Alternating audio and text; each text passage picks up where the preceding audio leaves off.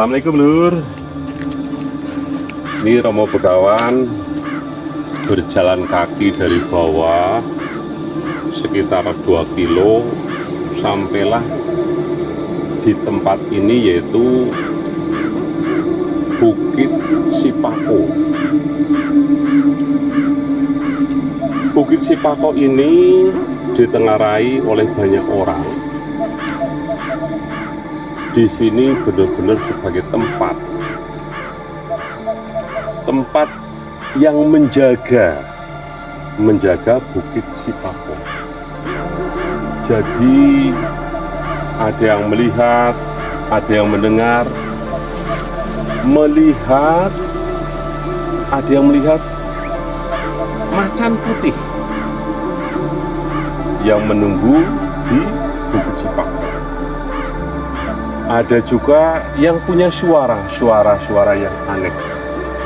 Dan ini Romo Begawan akan menjelaskan satu persatu tentang mistis yang berada di Bukit Sipako ini. Pada suatu waktu saya didatangi oleh orang yang bernama Narto. Narto waktu itu dipercaya menjaga barang-barang, yang mana barang-barang itu di jalan di bawah yang sedang dibangun. Nah, pada suatu malam Narto dan temannya namanya Sario mendengar suara bayi menangis di malam hari. Bayi menangis dari kejauhan, lama-lama mendekat. Nah, setelah diperhatikan, suara bayi yang menangis itu semakin dekat. Akhirnya Narto dengan Sario langsung kabur, lari ketakutan. Nah, setelah itu lari ketakutan. Terus esoknya lagi yang bekerja di sana kemasukan hanya dia seperti orang mendem, namanya kemasukan. Jadi berbicaranya nggak karuan. Setelah itu disampaikanlah kepada orang yang dianggap mengerti, orang tua. Nah, orang itu menyampaikan bahwasanya tempat di wilayah Sipako itu memang ada yang menunggu.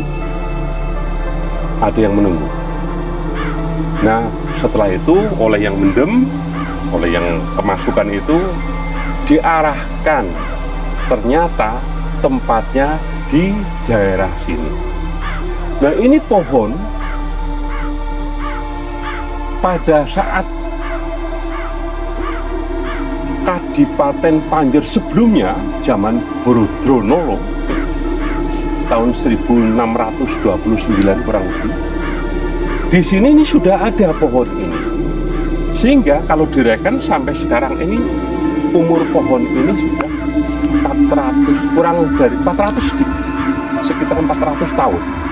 Ini pohonnya namanya pohon tilampok kuno. Nah, ini bisa dilihat begitu besar, dan di sini growong tengah dalamnya, ya, ini bisa terlihat. Nah, makhluk halusnya itu ternyata di sini kerajaannya, keratonnya. Bukan hanya itu, jadi sekitaran ini juga yang menunggu Bukit Sipako tadi tempat dikatakan adalah siluman macan putih. Orang mendengar dan melihatnya juga, ternyata setelah diikuti larinya, masuknya ke sini. Sehingga di sini pohon ini banyak diminta, dipuja oleh orang-orang yang mempunyai keinginan. Misalkan, nah di sini karena mungkin orang itu ingin cepat kaya sehingga meminta, memohon untuk diberikan petunjuk bagaimana agar cepat kaya. Kebanyakan orang ingin instan, ingin cepat. Misalkan pasang togel, ya, pasang nomor, ataupun orang yang ingin berjudi pada daerah ini. Dan banyak yang dikabulkan. Tetapi ada tetapi. Setelah mereka pasang, ya, dapatnya banyak, ya, itu harus digunakan, dimanfaatkan kepada hal-hal yang positif. Dan apabila setelah mendapatkan rezeki yang besar digunakan untuk hal yang negatif, mereka akan bangkrut kembali. Dan kalau sudah bangkrut kembali, minta ke sini nggak bakal dikasih. Cerita lagi tentang siluman macan putih itu dari ratusan tahun sudah muncul, sudah. Sejak bawah belum ada jalan beton, dari jalan tanah, jalan perbukitan yang begitu sulit naiknya, itu sudah ada. Ya, di sini tempatnya begitu menyeramkan, ya. Bisa kita lihat ini. Nah, pada saat itu, ya, ternyata tempatnya, ya, wah ini berdoa dalam dapur itu pelaku itu masuk ke sini. Setelah masuk sini sudah tidak terlihat lagi. Sebenarnya siluman macan putih itu tidak menakutkan, tapi bagi orang awam itu sangat takut. Bahkan pada waktu itu, ya, sore-sore mengikuti orang-orangnya langsung lari ketakutan.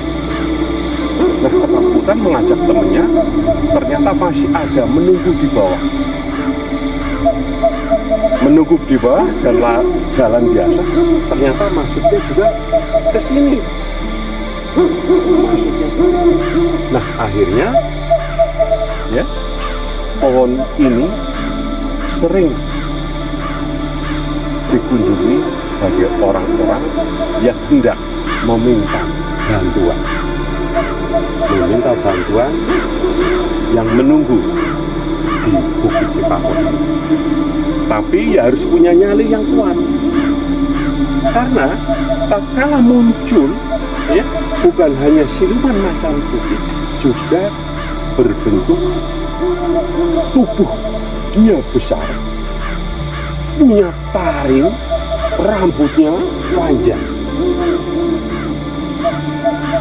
Itu kalau berbicara menggema, hanya diperlihatkan orang-orang tertentu saja yang kira-kira permintaannya akan dikabulkan. Tapi permintaannya itu harus yang positif. Tatkala datang ke sini minta permintaan yang tujuannya menyakiti orang atau bagaimana, itu tidak dikabul. Bahkan orang yang minta itu bisa langsung dilempar ke jurang. Dan itu sudah beberapa terjadi. Dulu pernah terdengar di bawah itu ada orang yang sudah tidak punya tenaga. Ternyata orang jauh. Setelah ditanyakan, kenapa mas, kok ada di sini di bawah? Ternyata malamnya baru datang ke sini punya tujuan. Tujuannya dia punya musuh, ingin melenyapkan musuh, minta petunjuk. Karena jelas-jelas tujuannya jelek, akhirnya dibuang ke bawah. Di bawah itu ada karet yang begitu dalam. Untung diketahui sama orang yang mau cari rumput. Orang yang cari rumput melihat, dikiranya itu sudah jadi mayat, ternyata orang yang sedang kesakitan. Nah, setelah disampaikan itu kejadian lagi. Terus kejadian yang lain lagi di sebelah sana. Di sebelah sana juga curam. Di sana juga ada curang. Nah, di sana dulu ada anak-anak muda yang hendak berrekreasi. Di sana tuh ada bukitan kecil namanya Pager Mbako, ya, di sana. Cuman berrekreasi itu mereka melakukan perbuatan yang tidak senonoh. Tidak disadari, orang tersebut juga dilempar ke bawah, ya, dikalengnya ke bawah, dilempar, kesakitan di bawah. Dan oleh teman-temannya,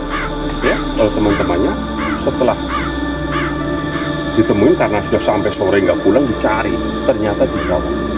Di sana lagi ditungguin, ternyata ditungguin sama ibu-ibu perempuan yang punya taring, yang di sana lagi ditungguin. Setelah didatangi oleh teman-teman, perempuan itu ya mungkin disebut kuntilanak atau gendruwo. Nah, sore-sore teman-temannya Jati yang jatuh itu berdatang, hilang. Nah, setelah hilang, anak itu ditanya, kenapa sampai seperti itu? Ternyata waktu pada di ujung gunung sana, dia hendak melakukan perbuatan senonoh. Tidak disadari dia dilemparkan ke bawah. Itu betul.